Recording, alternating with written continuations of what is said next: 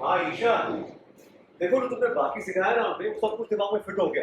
अरे लेकिन ये हिंदी साहित्य सब बाउंसर जा रहा है। कितना भी रटने की कोशिश कर ले दिमाग में कुछ घुसता ही नहीं है।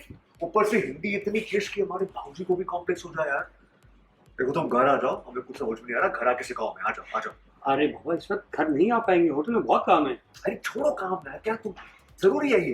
देखो साहित्य में सिर्फ लिखा हुआ रटना।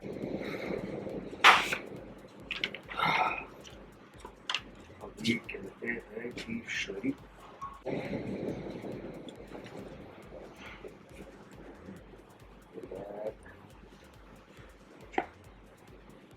चाहिए। नहीं, हमें कुछ नहीं चाहिए।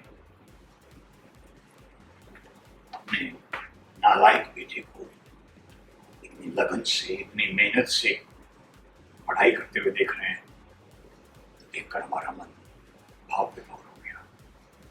वो ईश्वर जगदीश ने बता रहे थे कि इस बार तुम सच्चे मन से प्रयत्न कर रहे हो और मन लगाकर पढ़ाई कर रहे हो।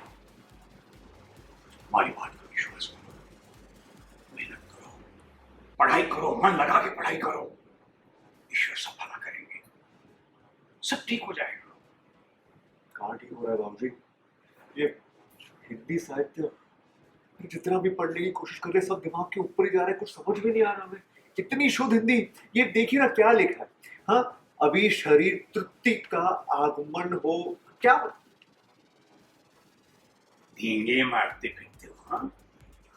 पूरे प्रयागराज में इतराते फिरते हो। आचार्य जी का लौंडा हूं, किंग राजा। हाँ? अरे हिंदी में इतना हाथ तंग है आचार्य जी के लौंडे का। हाँ?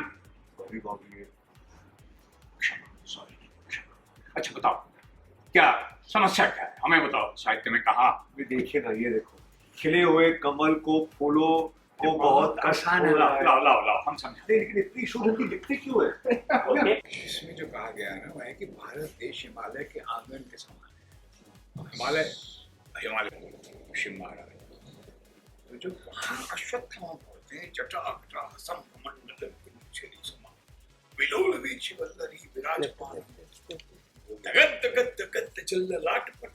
इसमें कवि वर्णन करता है अश्वत्थामा के उस श्रुति की जो उन्होंने शिव के गुफा के बाहर खड़े कर दी। जटाकटा संभ्रमण्डलं पुनर्चरी समा विलोल वीचि वल्लरी विराजमान मूर्ति धगत धगत धगत जल्लाट पट्ट पर पाओ के किशोर चंद्रशेखर रति प्रतीक्षण मामा।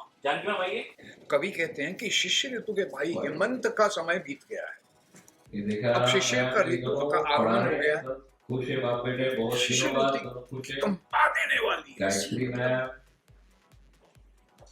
आभा खत्म हो गई है ये स्टॉप और वो कांति रहित हो गई है। पृथ्वी पर धुंधल का छा गया है। जूम गायत्री बहुत ही साधारण उससे तालाबों में हिले हुए कमल के फूलों को बहुत कष्ट हुआ। ये भी हिमालय की